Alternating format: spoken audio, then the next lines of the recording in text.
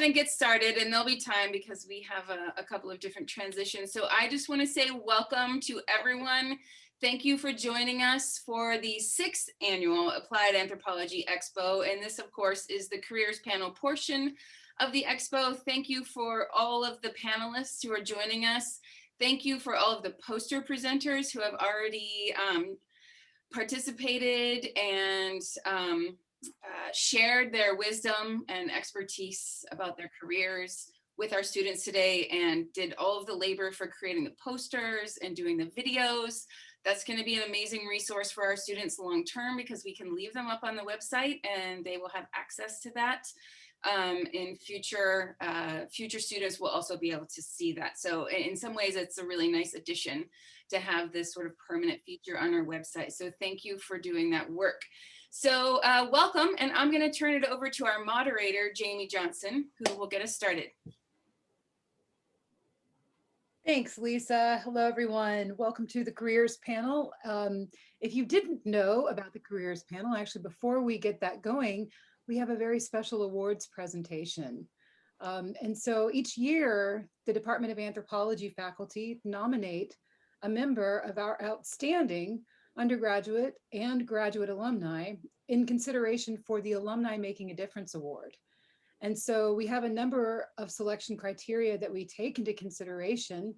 And this includes a whole host of skill sets and practices that are including, but not limited to, contributions made to policy, holding leadership roles in their organization, advocacy and or activism, teaching or making some kind of educational impact in their organization, conducting applied research or practicing anthropology, and consulting with recommendations that are leading to implementation. So that's a really broad host of considerations. And we always have amazing candidates because, of course, you guys are our graduates, right? So for the 2021 academic year, we are so pleased to announce that Brooke Gibbs has been selected by the Anthropology Department faculty to receive the Alumni Making a Difference Award in recognition for her accomplishments as a practicing anthropologist and strategy consultant and co-founder at her company, Artifact. The award includes a $1,000 honorarium, and if we were in person, I would be presenting you this gorgeous crystal artifact emblazoned with your name and accolades. You will still receive that just by mail, right? So here I am, I'm presenting you the award and we're applauding, yay. And so if you haven't had an opportunity to interact with Brooke yet, I just wanted to introduce her bio briefly. I'm sure she can say perhaps a few more words. I know you've already contributed to our poster sessions and you're contributing to our panel for career panel. But so Brooke is a business anthropologist with 15 years of experience working with Fortune 500 companies. She combines her background in social science with an innate curiosity and intuition about people in her work as the co-founder of her own company, Artifact, which is a market research consultancy. Brooke has extensive experience building brand purpose, driving organizational change, and uncovering insight that fuels business growth on both the product and retail side, establishing herself as a sought-after innovation and insights lead. And above all else, she believes that brands, organizations, and retailers have a responsibility to positively impact people and society. Her goal is to help organizations find their voice and identity within their communities so they can better address the real issues and challenges impacting people. Brooke earned her Bachelor of Science in Journalism from Ohio University and her Master's in Science in Anthropology, Applied Anthropology from the University of North Texas. And so it is with great honor and pleasure that I give to you Brooke Gibbs, this year's recipient of the Alumni Making a Difference Award. And I'm going to clap for you. I feel like y'all need to come off mute so we can have like a little party together, you know? Yes, there we go. Yeah, For anyone who knows me, you know I can't be quiet for too long. I need the noise, I need the energy. I love all of that. Yay! Yay! I'm super excited. this is going to be my makeshift award. Yes. I accept this. This is my husband's microphone. I accept this. Thank you so much, UNT Anthropology Department. Jamie, thank you so much for your kind words now and before during the poster session. Thank you, Lisa. Christina Wasson, I believe, is on here. She was my committee chair when I was at school. Okay, can I just have a moment? I just need y'all to let me have a little bit of a moment because this has been a week, okay? And we're real people, and I just want to, first of all, my heart is beyond warm, and I'm not gonna cry, but it's so I'm so elated to see all my friends and family just taking a moment out. I literally sent this invite out last night, so people did not have any type of time, even though I've known about this for a couple months, but people took the time out to come on here. And I have aunts and uncles and cousins and best friends and business partners and just mom, dad, sister, brother, cousin, everybody's on here. And so I just thank y'all so much for taking a moment. I did want to just, because, you know, I'm an anthropologist, I'm a storyteller.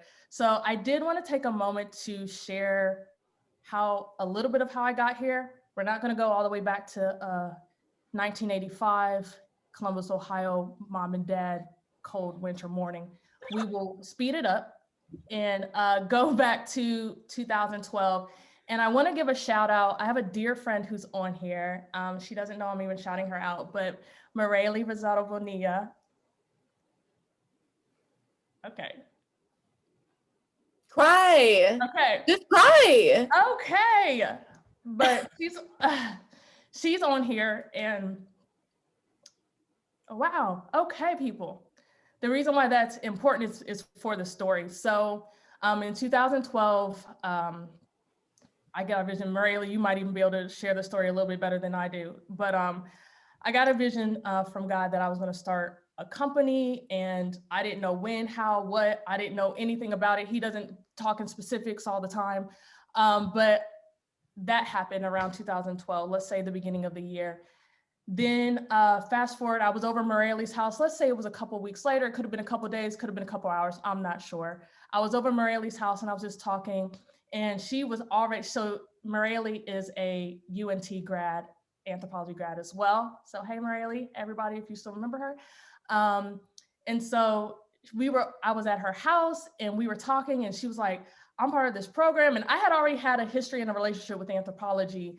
But so when she told me about the program and I was like, oh, I can do this and work and all of that, I think I applied, like the application rounds were open. It was just so serendipitous. I applied, got in 2 weeks.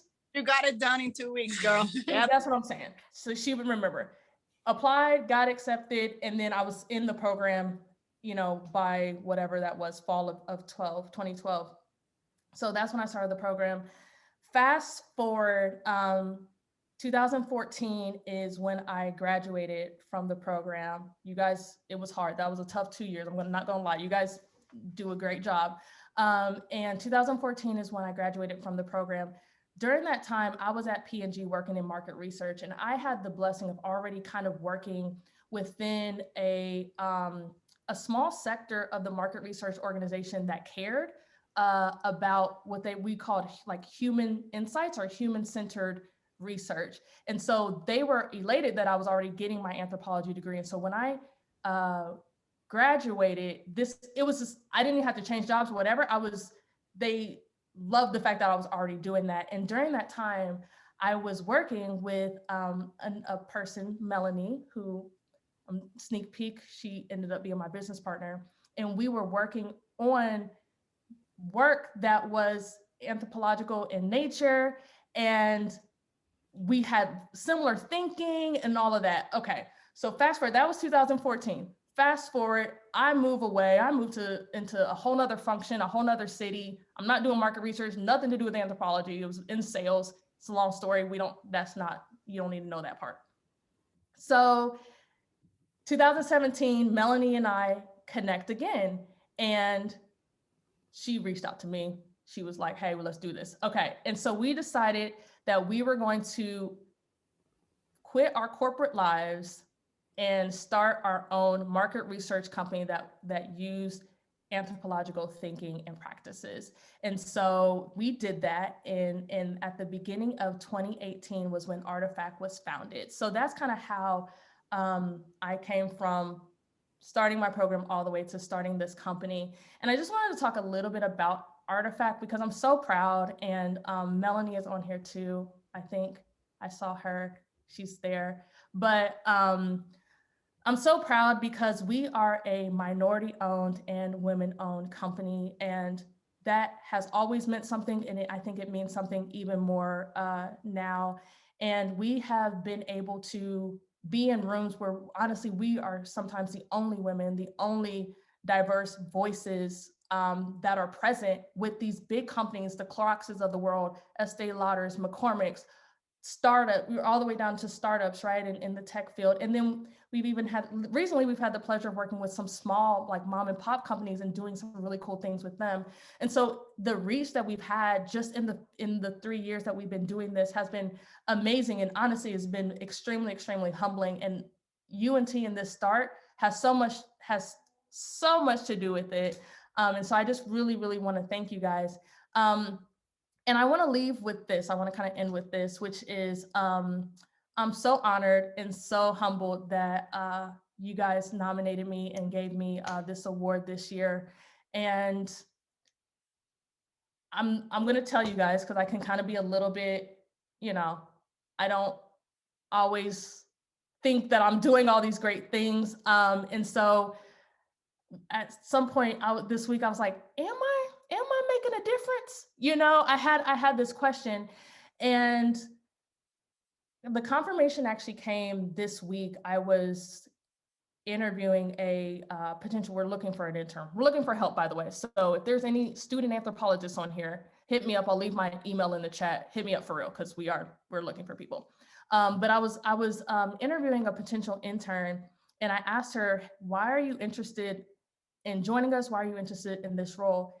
And she said, I love the fact that you guys are a smaller research company as women going out here working with these bigger companies. And I mean, she was just like, you guys are bosses. And I was like, well, okay. And I didn't realize, like, I am, just by being who I am and being who God made me to be, that's me making a difference, And so I am just so humbled, you guys. Truly, truly. Thank you so much for giving me this.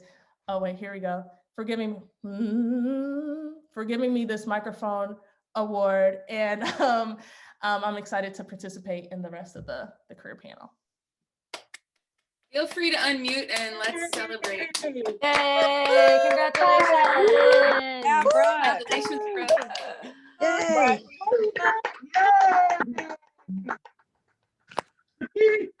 Thank you, Brooke, for being a spokesperson for everything that we do here at UNT, and for being here in so many ways, not just, of course, to accept your most deserved award, but also participating in our poster sessions and also participating in our career panel.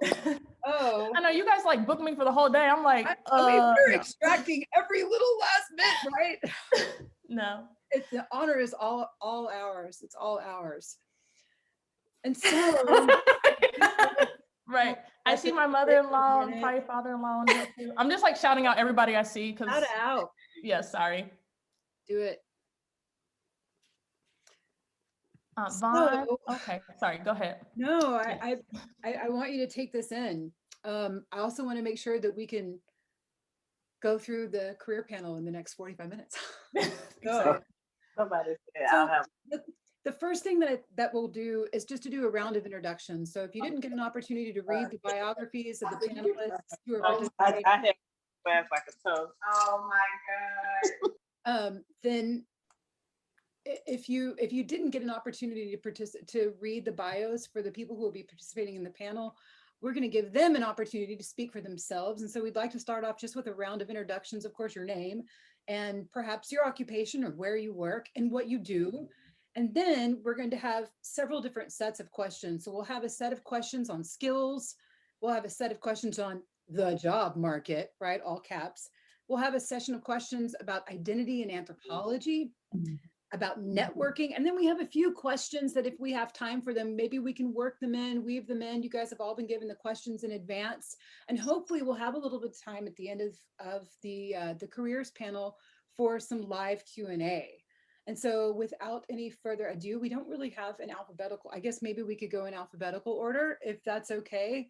And so let's do a round of intro.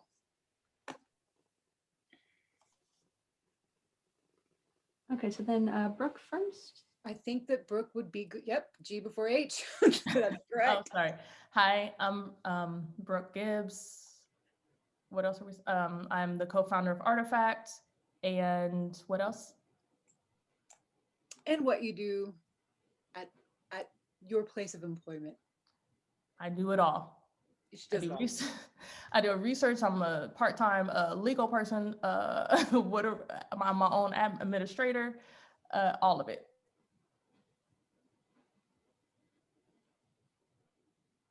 Thanks, Kristen. Yeah, so I guess last name, alphabetical by last name then. Sure. Yes, I am Kristen Hennick. I am another market research analyst, this time at Parks Associates. So my firm covers a number of different areas. Oh, I should first kind of start off by explaining what market research is. Market research is, like Brooke has been saying, it is really the process of helping to explain to different executives at businesses how a market actually works.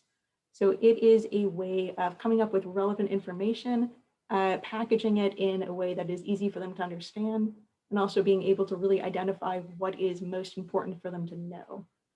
So a lot of it is really tying back to the different skill sets in anthropology. So that's there's a reason why there's two of us on this panel, I should say. In terms of what I specifically do, I'm a senior analyst on the team. So I lead a lot of different projects looking at a few different markets in particular. One of them is the medical space. So I look at emerging connected health technologies, telehealth in particular, remote patient monitoring, different things along those lines. I also do research looking at some things going on in the broadband space. So a lot of trends around just different Wi-Fi deployments, so smart Wi-Fi, cybersecurity. I've written reports on 5G before, just you end up wearing a lot of hats in the industry. Thanks, Kristen. All right, Nikki. Hi, I'm Nikki Huddleston. My name was Nikki Matheny when I was in the program. I have two roles with my work. So I'm a senior qualitative research consultant at a small women-owned consulting firm called Elite Research. And I'm also a qualitative research consultant at Texas Women's University. So at Elite Research, I work with clients across a wide range of industries, varying from the nonprofit, corporate, health, and academic spheres. And I help clients with all stages of the research process. So basically, any stage that they come to us, where they need our help. Ideally, we like to work with clients from the very beginning through the very end, but sometimes they don't need us, or they think they don't need us from the beginning. But that includes support with design, data collection, data analysis, and reporting. And my work includes program evaluation, grant development, and then training others on research methods, manuscript reviews with an emphasis on qualitative methods. And then at Texas Women's University, my work is very similar, but my work there is focused on advising faculty and graduate students on their qualitative research projects and manuscripts for publication. Great, thanks so much. Kitty.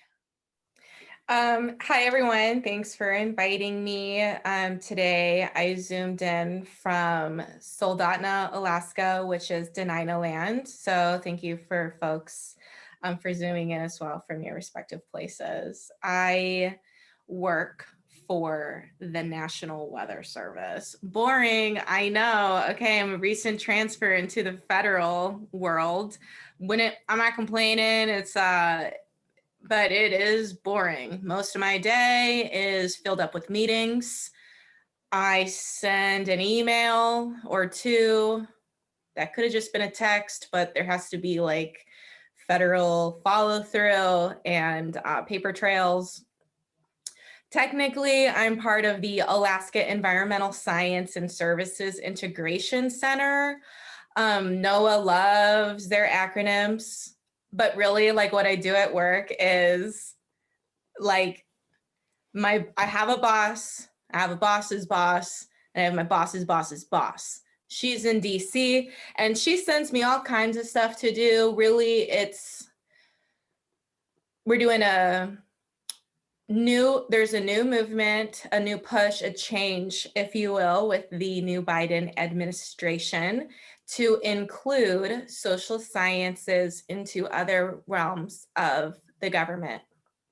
And that means website design, that means a lot of computer work, like where you so my new job, my new project is I literally am going through the 61 articles that have been published in the last 12 years through the National Weather Service and coding them, finding out the methodologies, creating a genealogy that states how each project is built on top of each other.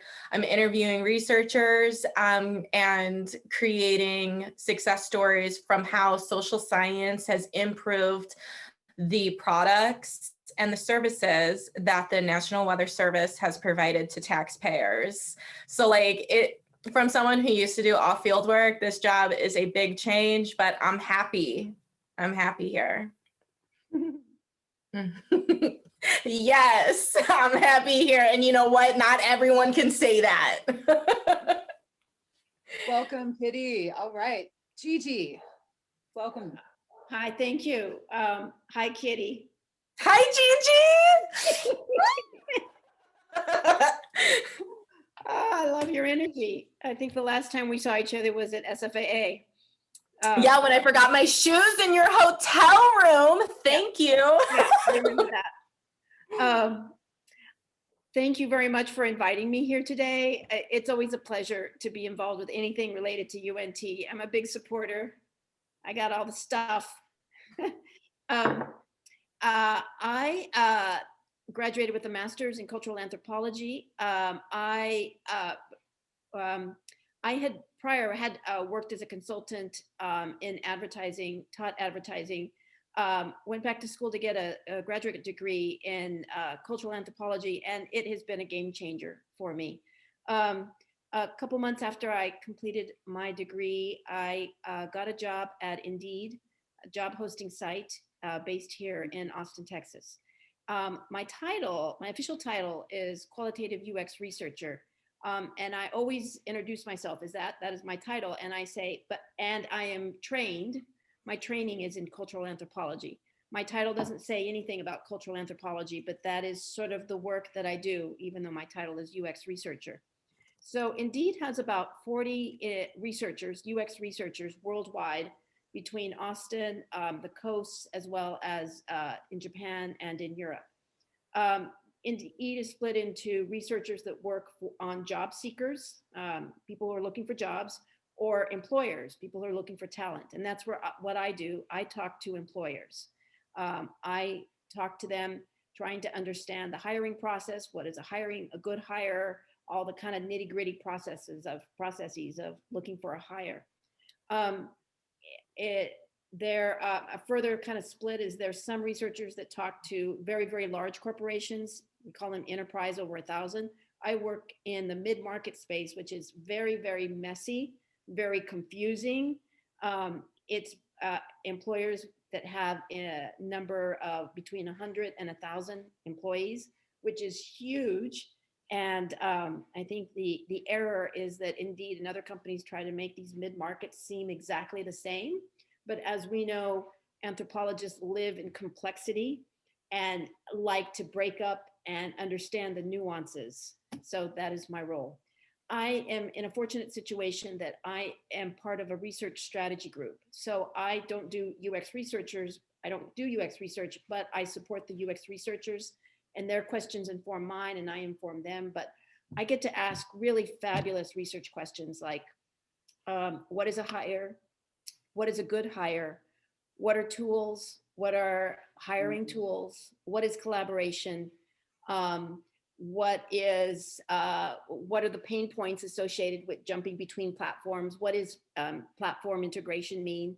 So I get to really apply symbolic and interactive and symbolic and interpretive anthropology theory, a little bit of Gertz I've thrown in at presentations. And I think that Indeed kind of likes it. So I'm also in a good space. I think there are challenges involved and we can talk about that, but I think I'm in very fortunate space. I thank UNT for that. Brilliant. Thank you so much, Gigi. And Corey, welcome. Thank you. I appreciate it. Hi, my name is Corey Wardell, and I am a Youth and Reproductive Health Technical Advisor at the U.S. Agency for International Development, or USAID. So this is a federal agency that is a donor of funds for development work in low and middle income countries. We have missions in 80 countries, and we do work in over 100 countries, but I'm based here in Washington, D.C. So in DC, we also have, they're called bureaus, the different work that we do. And I'm in the Bureau for Global Health in the Office for Population and Reproductive Health. And so I have kind of a few hats. I am a reproductive health technical advisor, just kind of across the board, but I am specific to youth. So people ages 10 to 29, which is a huge chunk of our lives when a lot of changes happen. So I also help with advising the Bureau of Global Health and then also the agency where I can on how to work with youth. And we utilize something called positive youth development. And so how do we put in the domains and features of this particular type of approach to working with youth to ensure that youth are not just our beneficiaries, but our partners, and making sure that they have skin in the game, that they are able to have voice, and beyond that though, that they're not just, you know, we're not here just to hear lip service, but they are also helping us to implement projects. They are being a part of the research team. They can do dissemination. And so we work as youth advisors across the agency to see where we can work together, where there are points of intersection.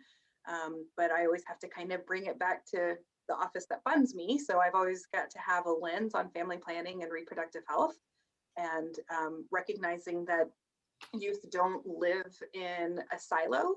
So there are two things about it. One is we've got to pay attention to the socio-ecological model, the systems that are around them that are really affecting their choices and whether or not they even have choices. And then we also look at all of the different roles that youth, as an, you know, like a youth person, an individual, what all of the roles are they play, and making sure that we're helping them with that. So we do democracy and governance, which is a lot of advocacy and a lot of making sure that we're holding governments accountable for what they're doing. And we do social accountability processes to let youth be the ones that are putting forth their voices on these accountability programs. We work in education and the environment. So we are looking at projects that are cross-cutting, which means that they focus on youth, they focus on gender transformative interventions. So really working on trying to examine and undo a lot of the social norms that are very detrimental because of the ingrained gender ideologies behind it, and especially the ones that are so damaging for young girls. That's a lot of what we do. We're just kind of all over the place, but you know, my lane is to keep people focused on the young people who will continue to keep the interventions that we do, that the work that we do is sustainable and that it is meaningful for them.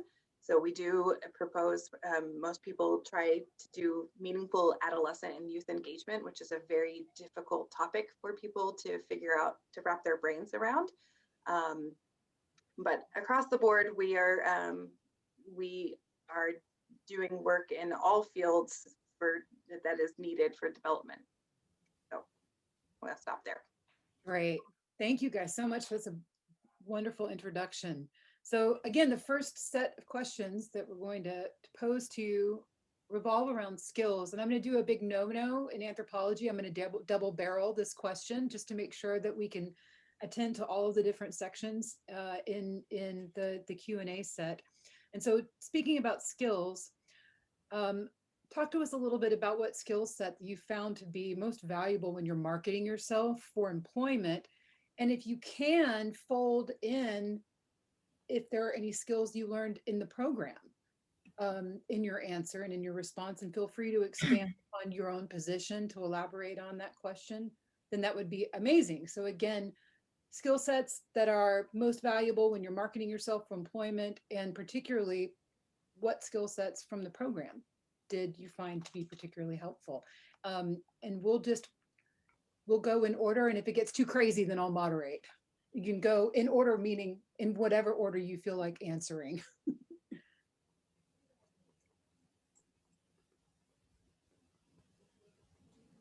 Sure, I guess I'll jump in and go first. So in terms of skills, for market research, it's the ability to do research that's really key.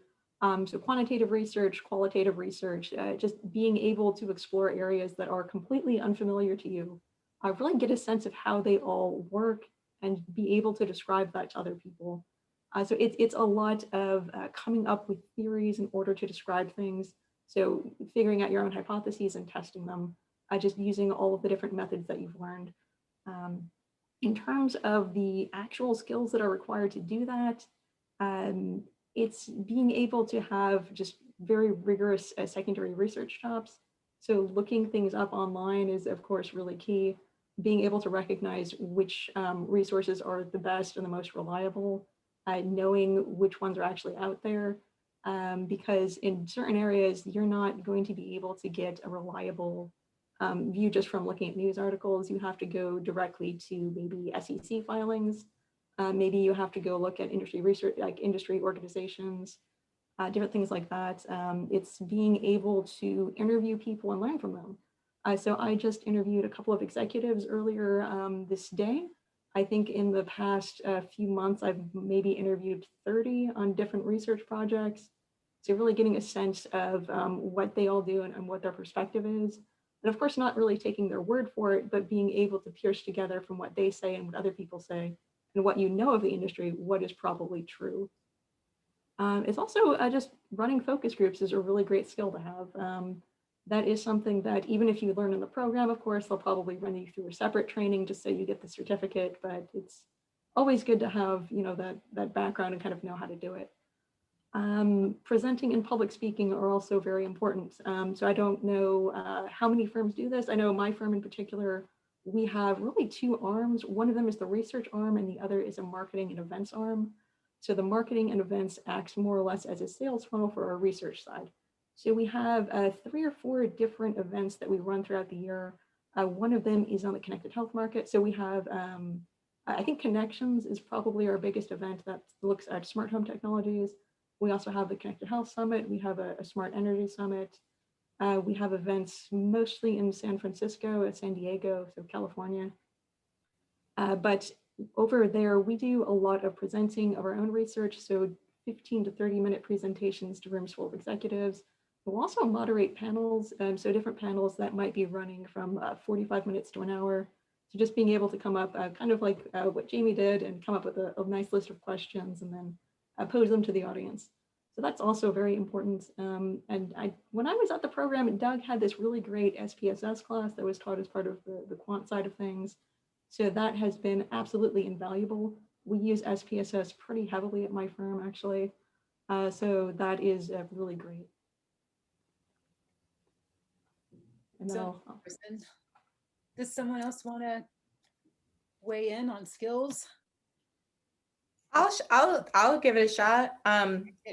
And to be honest, what I'm about to admit is probably unethical in some spaces, but I just want to be honest with you guys. The biggest skill that I use is master manipulator. I work in a very male-dominated office space, not just now, just always, you know, and part of that is making people think that it's their idea. You have to feed their ego just so you can do your own job. And maybe that's not necessarily like spoken about or taught, but I think that's the reality of working in an office versus being in a classroom. Some of these things you really are gonna learn by trial and error. It took me a few years of having my boss call me the weird one. You know, I mean, it was definitely like I'm in a toxic, unhealthy work environment. Okay. So like you have to just make your boss think it's his idea or her idea. In my experience, it has always been his idea, and you got to be okay with it when they go and take it off as their idea. Like, just be okay with it. And that's a skill, just letting go. That is the only way I have been able to really stay true to the work that I'm doing and to continue doing my work. If I cared about getting credit, I would have quit this field a while ago, and that's me. Okay. Now, what I learned in the program, which is the skill, is the importance of following up survey data or an interview with participant observation or being an observant participant. When I pair both of those methodologies together, I see that a lot of times my interviews or my survey respondents highly exaggerated their interview with me, which is fine. I do the same thing, you know, but it's really nice when you can actually witness what they teach you in class. I think I remember someone said, like from UNT, someone was like, it's going to be an exaggeration. And you just remember that. They may not be knowing they're exaggerating, but they're remembering things that maybe not necessarily be so accurate, or they're saying things that you want to hear. So if you just have a conversation and then hang out with them, actually don't use them as a subject or a paycheck for yourself, but actually build a relationship and become friends and hang out, you get a lot better data. And like, UNT really highlighted that for me. Brilliant. Thank you so much for that, Kitty. Other participants want to chime in. Skills that were good when you're marketing yourself for employment, and or the skills you learned in the program, which also do the same thing. I'll jump in. All right, Nikki. So as a research consultant, research skills, like sound research skills, are really important in my work. And so that includes like really understanding different methodologies, different research approaches, different designs, understanding, you know, very sound methods in data collection, analysis and reporting. And I would say I gained a really good foundation in all of those areas at UNT in the program, you know, from how to design a study from beginning to end, including sampling, instrument development, you know, like interviews and focus group protocols, and even some questionnaires, data collection. I think that was a huge one for me, is being able to practice, you know, first of all, learning how to moderate focus groups and being able to practice that with my own, you know, data collection with my own thesis project, or whether it was in a, you know, a class project. I also echo Kristen's comment on learning how to use SPSS with Doug. That was really helpful for me. You know, it got me a good foundation in it and got me more comfortable using it. And then I was able to get further training on the job when I started my career. And then also learning how to use Atlas TI through the program. That was kind of a good catalyst for me to become comfortable with computer-assisted qualitative data analysis software. And then that launched me into then for my job, like learning a lot of other softwares like Deduce and InVivo and MaxQDA, et cetera, et cetera. And I use all of those in my job a lot. So, and then finally, just learning how to communicate with a client. Like I learned, you know, so at least some foundational things by doing my own practicum, which I think your program calls a thesis now. But, you know, learning kind of how to communicate with the client that you're working with, and, you know, give them updates on your project, and confer with them on things that are going on. Thank you so much for that, Nikki. That was a great response. Who wants to follow? I will chime in that with so many people talking about the research and knowing how to talk to people and how to get information, I think there's the next step that it's become very important for what I do is okay, so now what do you do with that information? And in that, I mean, with the people you work with too, that I do a lot of questioning of in research within how our system works, because we are such a vastly different group of people. I work with people who are doing democracy and governance, who are doing food for peace, who are doing education, and these are not necessarily people who are speaking the same language. And then even just the differences. So, in my bureau, we have 7 offices, and in the agency, we have 8 bureaus. And, then we also have all of these different missions out in countries. And we need to understand who's doing what, but what part of the big system that cog plays, and how it makes me as my own cog spin, and how do we spin together, or how do we complement each other? What do we do? So really that kind of the deeper dive into individuals, and then the pull out of now how do all of those individuals play together.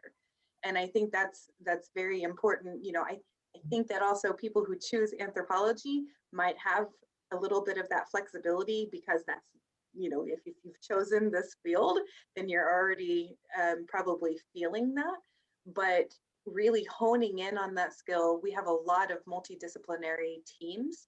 And that is something that I think the job market is very keen to know that you can do, that you can talk to a variety of people in a language that they'll understand, or that you'll be open-minded to hearing the language they speak and finding the ways that your pieces fit together, and honoring the need for all of the different pieces, because not any one of us can fulfill every single need. Thank you, Corey. I want to just add to that, because that really resonates with me. As a cultural anthropologist at Indeed, I think I'm always working on 2 projects. One is the project they've given me, which is to understand the hiring process. And then the other project is to understand Indeed, and how my research, I can sort of integrate and evangelize and socialize my research within Indeed. Because similar to Corey, we're kind of a huge organization with different languages, different needs, different use cases for research. And so I need to understand the context of where my research will live in order to keep my research alive. So it's really kind of 2 levels of analysis: the actual research, and then the research on Indeed, which helps me socialize research. So that's how I use it. That's a pretty awesome skill set. Brooke, do you want to chime in? Hi guys, I felt like I was talking. I had so much talk time, so I was like, let's back up. But I wanted, so on my poster actually, and for the students who are on, this question is pretty directly answered through my poster. And so I would, if you have access to that, kind of go back and reference it. But so I won't belabor everything, but essentially what I do is I call out the skills, the practical skills that anthropologists bring to various different fields from my experience. So I talk about the skills that show up within market research, the skills that show up within product innovation, the skills that show up through storytelling, and the skills that show up through organizational change. And then I talk about the different types of roles. Like when you are literally trying to apply for a job, the things that you can search and try to find the right type of role for that. But just high level, so a lot of this has been talked, so I'm not going to belabor or repeat, but having, from an organizational change standpoint, presenting that holistic viewpoint instead of something in silo, right? Adding context, check. One for storytelling, building in the empathy, right? And understanding things from the other person's point of view, check. From a product innovation standpoint, making sure that products are consumer-led and not technology-led, and making sure your product is actually relevant to people. An anthropologist can do that. That is the skills we bring. Check. Market research, we've talked about this, but I think a big thing is ascribing meaning to data. Do not just stop at the anthropology. We don't just stop at the data. Market researchers do. I'm generalizing. They stop at data and they say, oh, this is the data, this is the fact, this is what I heard. We need to get, the next step is the why, and the next step is, what does that mean to her, why, or him? Why is that significant? These are some of the ways of thinking. These are the benefits that anthropologists can bring to several functions. And by the way, UNT, and I'm not just saying that because I'm on this panel, I mean, you guys gave me the language, the rigor, you guys were hard on me, easy, I got it all from here. Sometimes I had to get some spankings, hey, that's not the way that we're supposed to think, right? Or that's not the anthropological viewpoint. But all of that, the rigor is definitely here. And so I honestly say that most of my skills as an anthropologist came from UNT, if not all. Thank you so much. And so to all of you, what about the skills that you had to learn in addition to that which you learned at UNT? Any additional training, whether it was self-guided or another degree? What was that? How did it impact your career? Would you recommend it to aspiring practicing anthropologists? Sure, I guess I'll go first again. So I came to UNT for my master's program. I did a dual master's in public health and applied anthropology. My bachelor's was also public health, so I had a bachelor's of science in health with a specialty in community health from UTSA down in San Antonio. And what I actually ended up finding out was that the anthropology degree was more useful to me than the public health degree. So I ended up graduating in December 2016, so right after the Trump administration really took over. It was not a great time to get into the public health field. I ended up deciding to just really go straight into business. Market research was a much better fit, I think. I also, along the way, ended up picking up a graduate certificate in geostatistics. I think it was a very interesting thing to study, and I certainly had a lot of fun with it, but that's also largely gone unused. I think in terms of areas of self-study, I have gotten more out of really learning how to use difficult pieces of software. One of the things I did end up picking up was how to do SPSS syntax, and I also ended up teaching myself a little bit of R. So R is a statistical programming language that you can do a lot of very neat things with if you are so inclined. Awesome. Other skills, self-taught, degrees, or otherwise? I have another degree in geography, of master's from University of North Dakota, and it was online. You guys, it was so easy. It was a joke. If you guys just want people to take you a little bit more seriously, if you're in a male-dominated field, go just get that extra geography certificate. It was expensive, but I got a job now, so it'll pay off. Kitty, you're so funny. You're my favorite person. That's hilarious. Brooke, I am actually going to write a complaint to UNT for not meeting us up earlier. Right? I am obsessed with you. We're going to connect after this for sure. That's okay. Wish we were doing this in person, because then we would have a fabulous gathering afterward. I know. Y'all could not handle me. I know that. After today, it would have been too much. Brain check.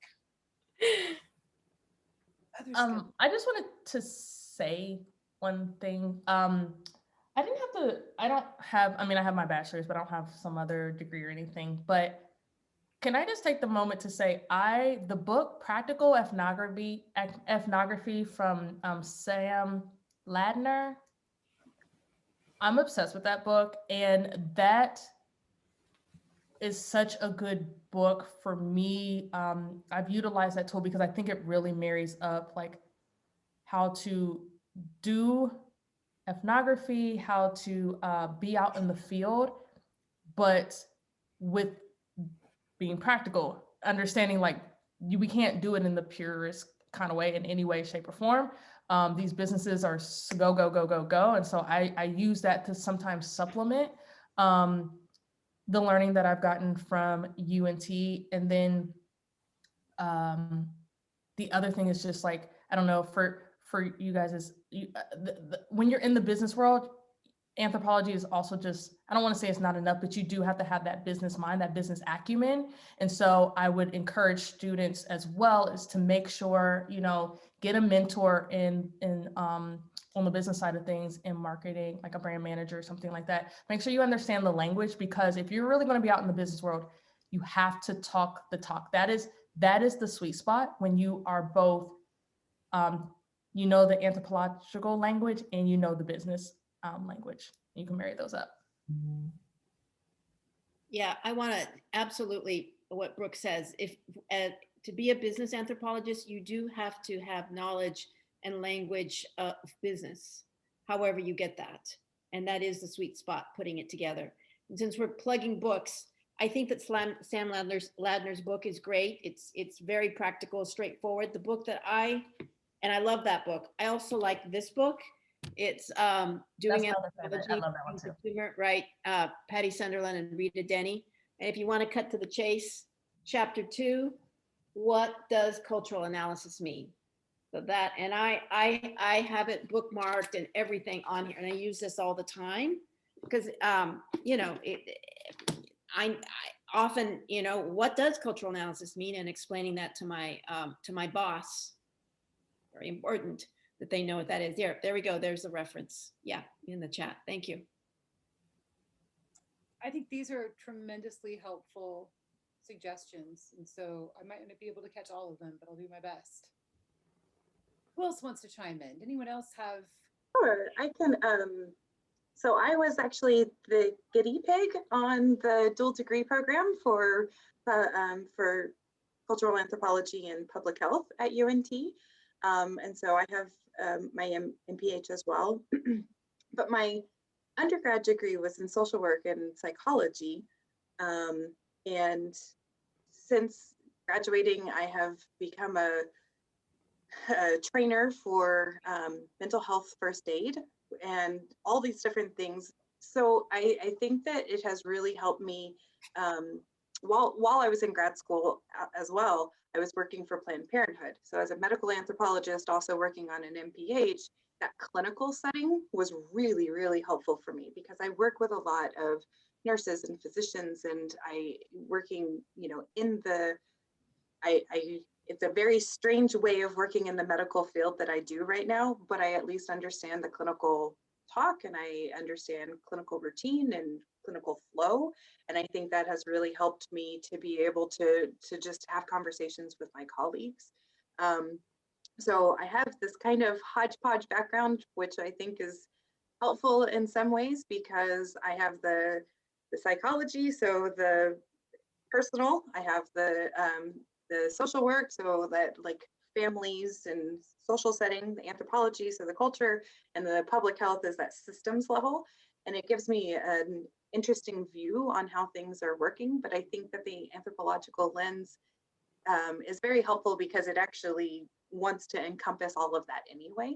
And so I do recommend that, you know, if for the medical anthropologists out there, I think we have a lot of business anthropologists here, but for the medical anthropologists out there, if you have the opportunity to work in a clinical setting, I think that is paramount to being able to work with clinicians. I'll just add one more thing. For me, I end up doing a lot of program evaluation work. And so something that's been helpful for me to learn more about just self-guided is like program evaluation approaches. I mean, we use a lot of, you know, qualitative and quantitative methods in program evaluation, but like learning like the program evaluation speak and like, you know, formative and summative evaluations and learning how to kind of speak that language, you know, learning how to create and align with a logic model. things like that, where, you know, like I'm speaking the right language with my clients, especially when they're coming from like the nonprofit world. That's been really helpful. And then also becoming more grounded in quantitative methods. Even though I am a qualitative research consultant, I do work on mixed methods projects a lot. And so it's not like I never do quantitative stuff, but just even being able to understand, you know, what people are talking about when they're talking about quantitative methods, and be able to know when it makes sense to pair qualitative methods with a, you know, quantitative approach and things like that. So learning beyond like descriptive statistics, but like some inferential statistics, you know, being able to understand what t-tests are and factor analyses and things like that. And as far as the program evaluation, I found a book by Michael Quinn Patton on program evaluation really helpful. I don't have the exact title yet, but I could send it later in case anybody would be interested in that. So. Did we miss anything? Okay. And so the next question is going to segue into our second segment on the job market. And this question is, how do you communicate the rigor of your thesis project to potential employers? And this is kind of going to, again, segue into the advice that you would give to our graduates for preparing themselves for the job market.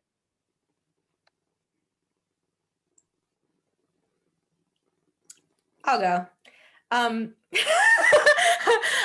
Okay, so for me, I literally cold called people and I said who I was.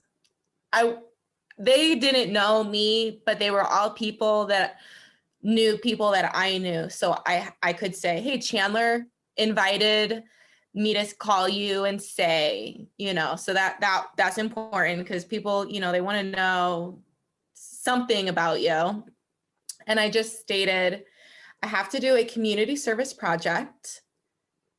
Is there a program or a department that in your facility that needs work done and does not have the staff time or the funding to complete? Is there a way I can help you? And that's how I got my project. I didn't actually go I actually had to restart my project because just how things go. I lost contact with my original host, that's just like how things go. Sometimes poor communication, change of plans, change of bosses, you know, so I would suggest when you're not shopping around, but looking around for your host site, make sure they have some stable management. That was my problem. There was some management turnover and didn't work out in my favor. And then I can't remember what the second part of the, so what advice do I have on to prepare yourself for the job market? This is what I talked about in my presentation. You guys need to practice interviewing. Spend time working on your resume and applying for jobs you don't even care about, just so you can practice tons of different interview styles. I took more than a year to find this job after graduating. I didn't take the first job that was offered to me, you know, but I shopped around, and thankfully, in a weird turn of events, I was in a situation that was an option. And really, I have applied with so many different kinds of people, over the phone, in person, over Zoom, traveling for interviews, having them be in my own town. They're all different. And if you can like really figure out an interview style that you like and that you can crush it, like that's part of it, making that big first impression. So like call MasterCard, get an interview with the Nature Conservancy, interview at the library, interview at a hospital for the front desk. All the questions that they ask you are going to be the same. Maybe 3 of them will be related to the actual job, but they are all going to be practicing impressing people and making them think they need you. And then you also need to go into that interview acting like they already hired you. And that's it. If you don't get the job, so what? You didn't want the job anyway. You were practicing. I think, Jamie, I think your question was kind of in two parts. The first was really how do you go about getting the thesis project from a prospective employer? And then the second was, how do you communicate the value so that you maybe get hired? So I'm going to tackle it from that perspective. So I have to admit that I'm one of the students where the thesis project didn't really apply too much. So I ended up finding mine. So when I was at the University of North Texas in Fort Worth, I ended up doing some work for the Evaluation Institute down there. So they did program evaluation for a number of nonprofits in the area. I did a lot of map making and different types of data analyses. And I ended up doing my thesis for one of their clients. So I ended up making a database for them. They did a lot of work around recidivism and particularly prison recidivism. So I ended up building the database and doing a lot of hands-on work, trying to make sure that it was really well designed for their needs and it was capable of automating the reports they needed to generate in order to get their grant funding. I ended up doing my thesis on that. At the same time, I was looking for a job that would really be a good fit for me going forward. And it ended up being just in a completely different field, so the field of market research. And I ended up finding that job and getting hired before I was even done with my thesis project, which is something you can do. It is difficult, of course, to do a full thesis project and write the thesis while you're doing really your first year of work and trying to learn a new field, but it is doable. So don't feel that if you do a thesis project, you're necessarily locked into that for the rest of your life. You can, of course, pivot anytime you need. I want to add a little bit of that, also using that same frame of your thesis and then how to get a job. When the question is, how do you communicate the rigor? I think you have to understand what academics might think is rigor versus what applied folks or business think is rigor. And in my experience, rigor is, what's the impact? How did this research change XYZ? Which leads me to a model that Indeed suggests, but it's not just Indeed. I know the American Anthropological Association had some workshops on how to get jobs, and it's a very simple formula, mnemonic formula on how to answer questions in an interview, and it's called the STAR method. It's just a storytelling method, STAR. So first, what they ask, and it'll always, like, just like Kitty says, there's always, show me how you think holistically. Show me how you an experience where you had a difficult challenge in your work and you were able to work around it. Show me this, show me this, show me. There's probably like 10 questions and they're always the same. Mm-hmm. So the STAR method is, number one, you give the situation, STAR, S, the situation of your story you're going to tell. Then the tasks that you went about it, the action that resulted, and the rubrics, and finally the results. So one of the things is sort of preparing for yourself for your work. I would say that every project that you do in class, which includes, for UNT, which includes your thesis, can be bundled into a STAR framework. And if you're clear, you say this is a class project, they make great stories. So if one might think, oh, I don't have any experience, the classes at UNT are set up to be applied experiences with clients, with colleagues, so you can create, each project is a little STAR story.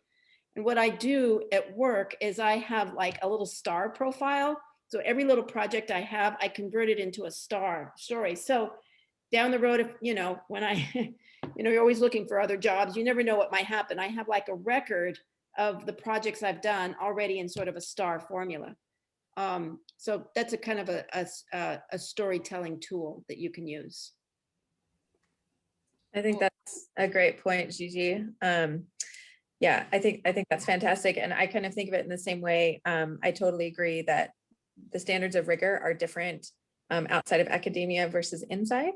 And so when I think about how I'm have marketed my, or presented, the work that I did as for my thesis work, I think the most important things that I highlighted that helped me get it, my first job, were that I was able to design from beginning to end and carry out my own research study, right?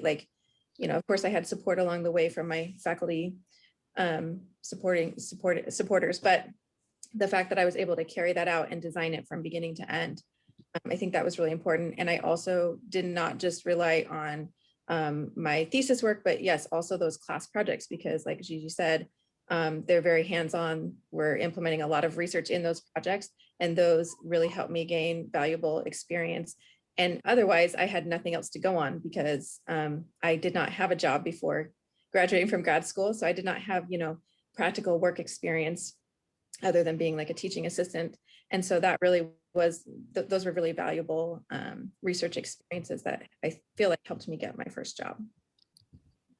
I think that also ties in, Nikki, to your comment earlier about learning the language. And so it's learning how to translate the skills that you learn in those research projects into a resume or a CV and into the job interview.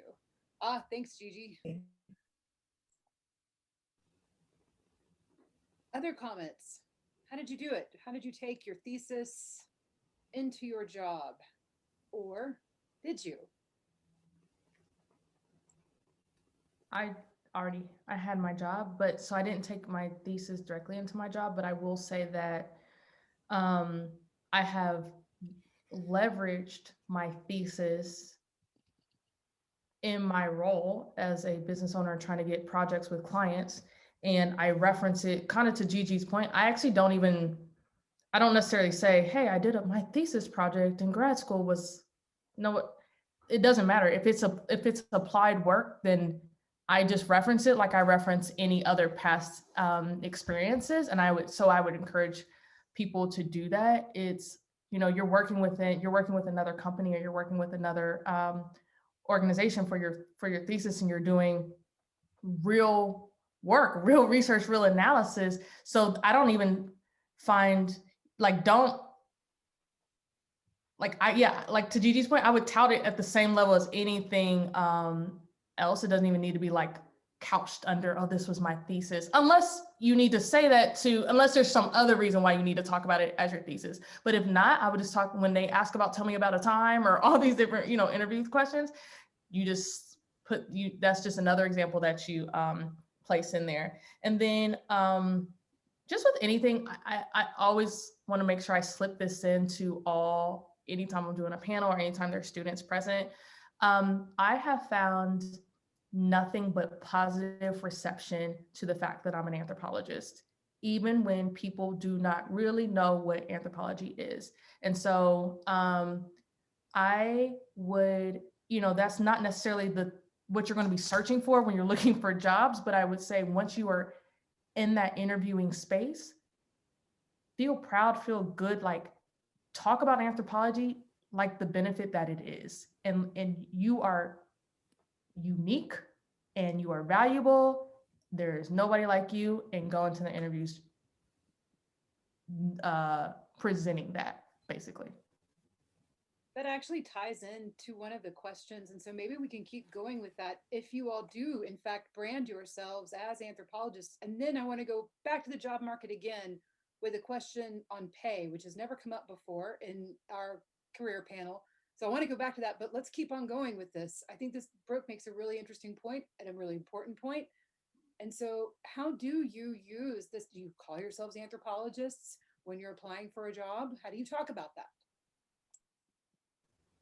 So, I can kind of tie into both of those. I was going to say that one of the big things I did was to start writing my CV while I was in school, and I would list all of the research projects that I was on and put my role on there. So it wasn't as a student, it was research assistant or research coordinator. And when it came to, I did a practicum. And so when it came to that, I called myself the PI. I was the primary investigator.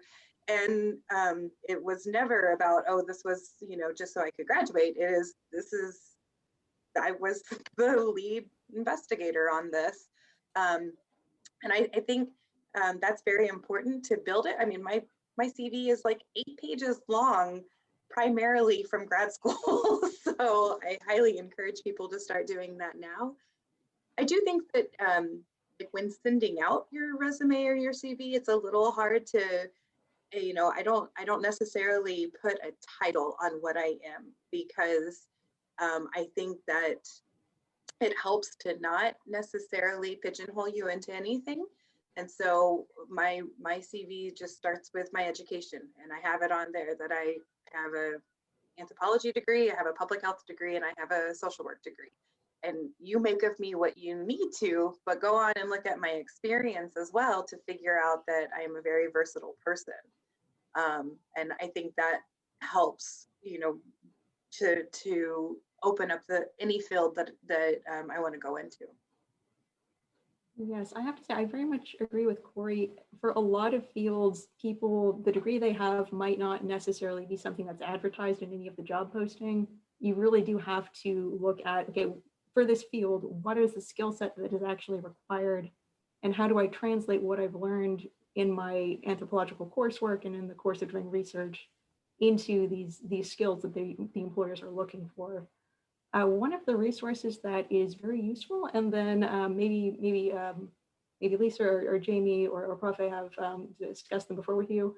So the Bureau of Labor Statistics actually has something called the Occupational Outlook Handbook that has a list of pretty much every kind of job field that is out there in the US. And it also has all kinds of statistics around what the standard pay is.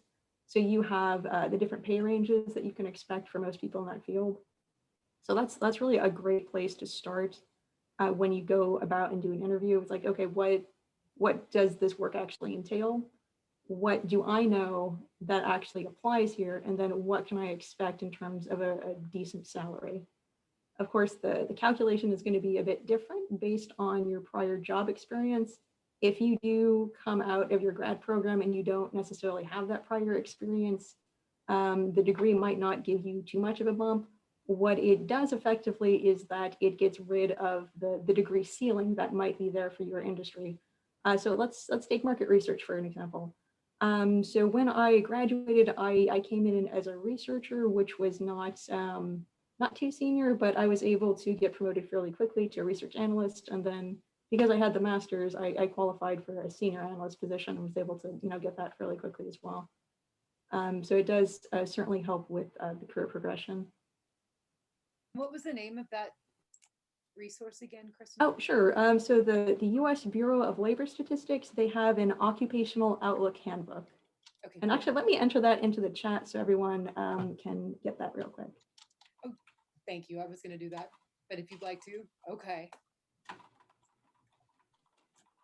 Other folks, did you brand yourself as an anthropologist? I was just gonna say, like, when I first graduated from the program, I was, not that I didn't already know this to some extent, but I was a little disappointed that there weren't a whole bunch of jobs out there with applied anthropologist in the job title, right? And I was like, okay, and then the program had done a good job of already kind of setting those expectations, but I think I still held on for hope there. So what I have found personally is I feel like in the world outside of school and academia, personally, I feel like people are less interested or less concerned about your background as far as like the field that you studied in school, and more concerned about what you can do. Like, what is your skill set? What can you do? And, even though anthropologists can be very well-versed and very skilled at like qualitative research, for example, we're not the only ones. We do not have a corner on it. There are a lot of other fields that teach qualitative research. We might have a specific, a special approach to it. And so I have found that it's most useful to market myself by my skills, like what can I do? And that helps me get in the door too, because there are a lot of people that just really don't understand what anthropology is. They think that anthropologists study dinosaurs or bugs. And so if I'm marketing myself by my skills, then I'm able to get that conversation started and get them interested in me. And then, but my identity is very closely aligned with being an anthropologist, so that definitely will come up. But I would say it's not the first and foremost thing that I market myself as, even though in my ideal world it would be. I feel like it's more about the skills. So I'm in a little bit of a different camp because I went straight from P&G and then started my own thing. So I haven't necessarily like applied for traditional jobs, but if as a business owner, I'm constantly applying for work, if you will, right? Work with clients. And kind of to my point, yeah, like the word anthropology, when you're applying is, there's a lot of different words. But I have found that once you're in the door and once you have that meeting with someone, so whether it's that interview or whether it's a client meeting, I've definitely found the value of anthropology. I branded to the moon and back everything that my Instagram, my LinkedIn, my resume, my website all say Brooke, co-founder and anthropologist. My signature says anthropologist. I have found a lot of value in that because what happens, and this is my experience, so, you know, I know all of us are in different fields and have different experiences, et cetera. But what I have found is that once I'm in the door and they are talking to, you know, a client has project work and they're trying to, and I might be unique in the fact that I'm talking to clients who they have a project and they're trying to find a company to work with, right? And I want them to choose mine. But the same can be true if it's a business and they're talking to a lot of different potential candidates to interview. I have found that the anthropology piece is the differentiator. So literally just today I was pitching for a State Farm project and they were like, well, what makes your, this, you know, they're talking to a bunch of market researchers. What makes your company different? Like that's the stuff. I'm so happy to have that in my back pocket. I'm like, anthropology. And then like, because there's a rigor behind it, even if people can't really repeat back exactly what anthropologists do, I'll fill in the blanks for them, right? I'll talk about that, but they at least know that there is some type of rigor, there's some type of science, or you know what I mean? There's a depth that's in it, and that gets me going. So I say don't shy away from it, but that's Brooke's opinion. Right. I might say that I think also I believe that this is a moment for social science, qualitative research, specifically cultural anthropology. And I'm speaking from a tech position. There's a lot of research on, big data this, big data that. And it's a sort of a catchy tag. The idea that there's big data and then there's thick data. And that's what we provide, thick data, and then putting those together. It's data can be quant and qual, but it just feels like it's a moment right now. And just like with Brooke, that is the thing that makes you different. And so own it, share it, evangelize it. It works. It really, people are like, cultural anthropology, tell me what that is. And then you're on your way. Right, Trisha Wang was the one who did that, thick data. Yes, she's actually a good friend. She's a friend of mine. So she's a wild one, by the way, you guys. She's wild, yes. Which is great. She is so wild ones. She's amazing. And yeah, you need people who are just kind of outside the box a little bit as well. Yeah, for sure. I definitely brand myself as an anthropologist. I knew I was going to get into the government work. I was chasing my retirement plan. So I knew I was going to, like, my job title itself is social scientist. And then when my interview occurred, when people, actually start chatting with me, they say, okay, so what's your degree in? And then I, say anthropology, but it's in my CV, like it says Catherine Sopo, because that's my real name, Catherine, applied anthropologist. And then my credentials.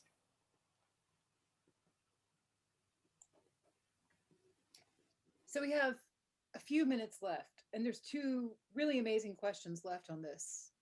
One is talking about salary and negotiating your salary. The other is talking about networking.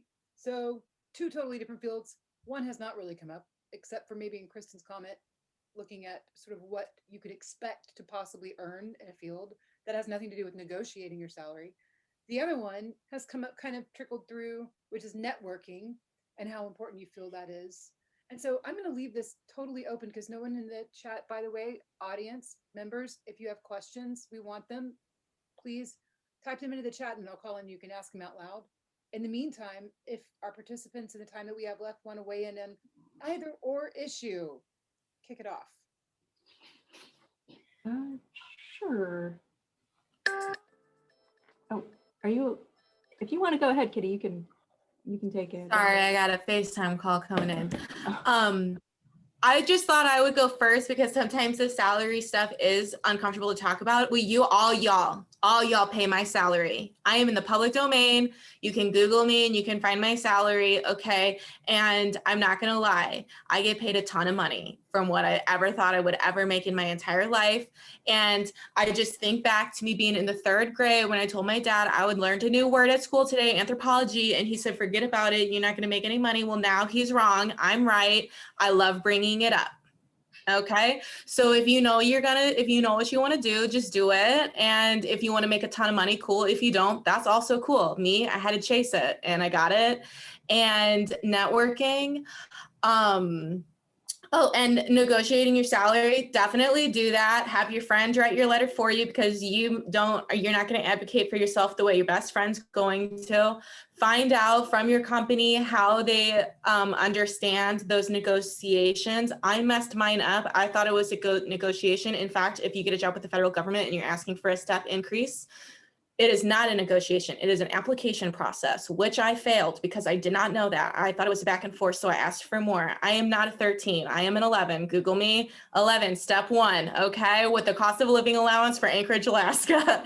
But yeah, you get a ton of money, you guys. Like if you just want a retirement and have everyone you work for pay your bills, like that's me. And I'm happy to admit it. I've been trying to get here my whole life. Having said that, if I didn't know how to network, I wouldn't be here because the reason my boss hired me is because I have networks across Alaska and that's what he hired me for, is so I could bring all my contacts with me. So, Thank I you. guess- Yes. So yes, I guess just kind of following up on what Kitty said, networking is extremely important. It is maybe an intimidating word, but it just means going out and meeting people and talking to them about what they do and what you want to do, and then making sure you remember their name afterwards. So networking is actually what ended up getting me my first job. I had, there was actually a mixer at the Henry's house. I ended up meeting another student in the program. She actually worked in the market research field, told me a bit about her employer. I ended up applying a while later. So we ended up keeping in touch. And that's, you know, I wouldn't say it actually got me the job itself. That was the interview process, but it certainly got my foot in the door. In terms of the salary negotiation, I think I talked a little bit earlier about how if this is your first job and you're trying to break into a field, you might not get the kind of salary you necessarily want. However, once you are established, you really do need to negotiate in order to continue getting raises. There is currently a bit of a problem, I think, in the business world, where if you don't ask, you don't get. And so you see a lot of people who maybe they haven't gotten any kind of raise for years. I can say that since I started working at my company over the past 5 years, my salary has more than doubled. Part of that is just being able to really build up a skill set, build up a knowledge base, communicate that effectively to your bosses. So make sure you know, again, kind of who your boss is, who your boss's boss is, and who their boss is, and communicate your value to all of those people because they are going to be kind of critical in the negotiation process for raises and salary bumps.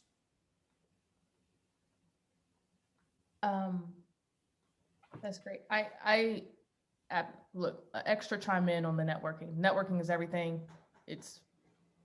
Y'all have already said it, and so I won't like extra add to that, except for even this right here. I'll say this for students. Even this right here is networking. So look, hint, hint, I would follow up. I would connect with each one of us on the panel now or right after. I would set up connects. I said this earlier, but I really am looking for people. So like, this is my time to now talk to you guys. As we're talking about money and hiring, I have I hire people, so I have that perspective as well. And so I am looking for interns, but I'm also looking for like a junior researcher, somebody who, I'm sorry, let me have a shameless plug, Jamie, I'm so sorry, but 0 to 5 years of research experience kind of is also what I'm looking for, in addition to someone who's currently still in school and has some availability. So reach out. I'll put my email in the chat here in a second. But I will just say, yes, networking is every opportunity that you are seeing another person, that's a networking opportunity. It doesn't have to be some grand event. It's just talking to people and remembering them. And also I would say, and I think I learned this from my friend, actually Gigi, he was in our cohort too, Leo Clark.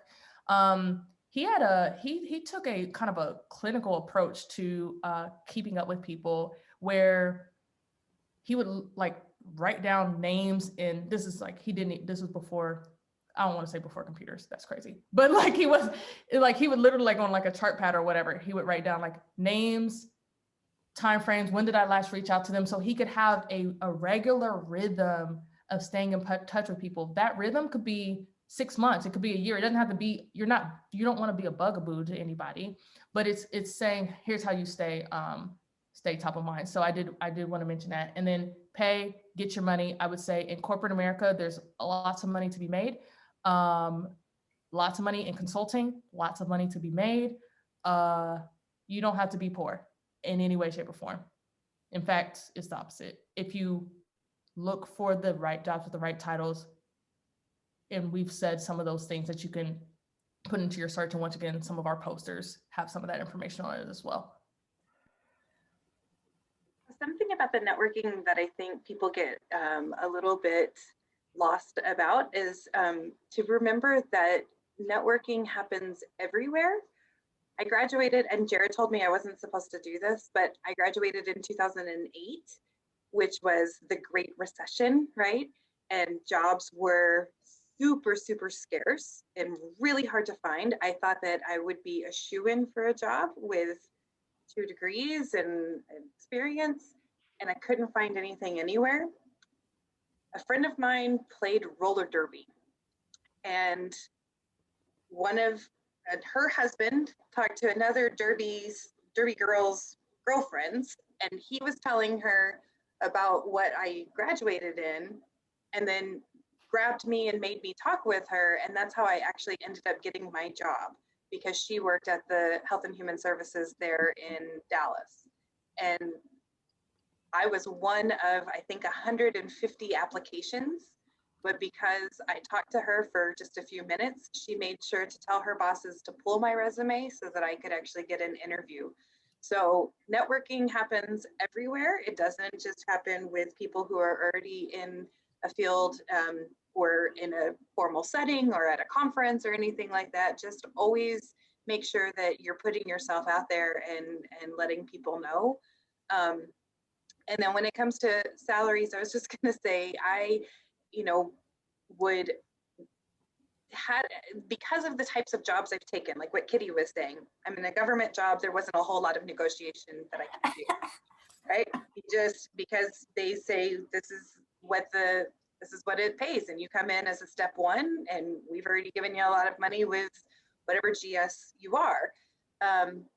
But to be able to get there, the job I had before this one, I was a coordinator for assessment and evaluation, and then I took on somebody else's role. And when I took on her role, the people I was working with tried to downplay how much work I was going to be doing, even though I was going to be doing 2 full-time jobs. And they tried to say, well, what if you were a manager? What if you were this? And I stood my ground and I said, I want to be a director.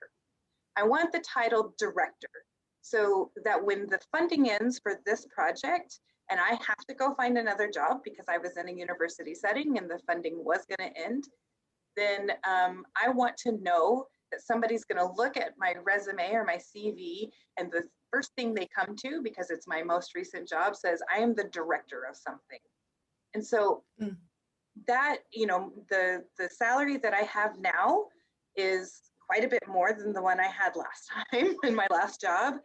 But that is because I stood my ground more on my role and on my title than I did on the salary that I got for that role and title. That is a very, very important point. There's salary negotiation, and then there's title negotiation, kind of 2 different things. And I would say that just as Corey said, sometimes the title will benefit you better in the long term, because that shows that you can move on to another position at that title level. And the other piece is that sometimes for a variety of reasons, you're not advancing or getting the salary or the title that you need in your organization. And so the way to get that is to leave and go somewhere else. And that's where the networking comes in, because other people from your firm have gone somewhere else and maybe you're going to join them. And it's just all a network. We're all kind of playing together. Keep in touch with people. Don't burn bridges. Yeah, absolutely. I would agree with everything that's been said. And I would just add, like, I feel like networking, you can even take it a step further. Like, I've drawn upon my network, not just for like job opportunities, but let's say I'm working on something in particular where I'm looking for a particular source that has to do with a very specific, it's very specific in the field of qualitative research, for example. And it's something very specific. Like, I have a network of people that I can draw upon and say, like, hey, have any of you heard of any, references in the literature that support, blah, blah, blah. And I have a bunch of people that I can draw upon that can help me just with, my job too. So not just for working. And then also, I just feel like keeping in contact with anthropologists for me personally is like really, it's like, kind of, I don't know, I don't want to over dramatize it, but it's like healing for me to connect with anthropologists and to be able to talk with people that have a similar worldview and approach. And so I think there's other benefits to networking besides just career. Like there's other things there that are important in keeping in contact with other anthropologists. So speaking of that, Flo from the audience has a question about how you stay connected to the field of anthropology when you don't work in the field. Of course, we're all working in the field, but you know what she means, what they mean. Yeah. How do you do that? Yeah, I would say, so there's of course social media, of course, LinkedIn is a very big way. But I also want to plug conferences, SFAA, and for business anthropologists, it's EPIC, American Anthropology Association, going to conferences. And I really look forward to the day when we can see each other face to face. And we'll get there. So I really, it's SFAA is great. You'll see a lot of fellow UNT grads. So that's what I would suggest. A free one is to go to your favorite anthro podcast and just email that person and just tell them you're a fan and boost up their ego, and you're in. You're in. That person will tell you whose research that they're with, who they network with, and you're in. I swear I did it this week, you guys. I did it this week. Flo, I love that question because transparently, that's actually a struggle for me. And I don't even realize it's a struggle until I am in spaces like this where I'm, amongst the family, amongst the anthropology family. And I'm like, wow, I miss it. I did recently join a meetup hosted by Matt Arts, who some of you know, he was also in Gigi and I's cohort. But I can find that, and it's a business anthropology, I think it's called Business Anthro. Let me find it real quick and I'll put it in the chat. But that, I don't know what frequency they meet on, but I was part of that maybe a couple months ago. And it was really, really nice. So, looking for meetups would also be good because, meetup connects people with like interests. So that's another way to stay connected. And UNT, like, please stay connected to the school because, like, the teachers you have, there's also already a rapport there. So that's an easy one. We are out of time. Thumbs up, thumbs down. Take business classes while in your anthro degree or not? Mahilia is asking this. Should you take business while you're taking anthro? Thumbs up or thumbs down? Yeah, that's from the business anthropologist. We've got up, we've got down, we've got depends on where you want to go, maybe. Yes, I'd say it depends on where you want to go. What might be helpful, so if you're thinking about doing market research specifically, what might be helpful is having a minor in whatever area you want to cover. So my academic background is public health, community health, health in general, and my coverage area is really telehealth and in the healthcare market and how that all works. So that my degrees and the courses I take definitely did have a lot of really great help in just building up that knowledge base and the subject matter expertise. So I'd say if that's an area you want to go down, that could be worth it.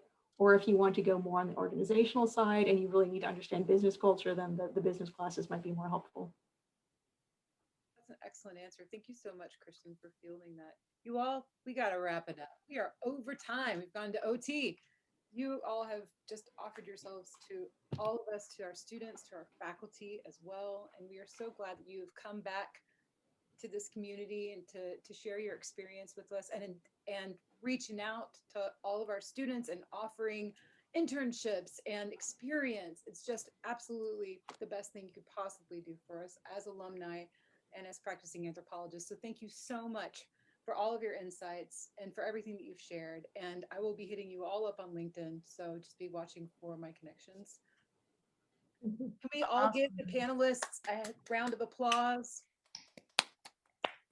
You guys can all unmute if you want to. Thank you so much for your participation today. Without you and the volunteers, we could not have pulled this off. We really appreciate you taking your time away from your jobs and your lives to spend it with us and our students. Thank you. Thanks for inviting us. Thank you. Great, thank you. Bye-bye. Bye. Everyone.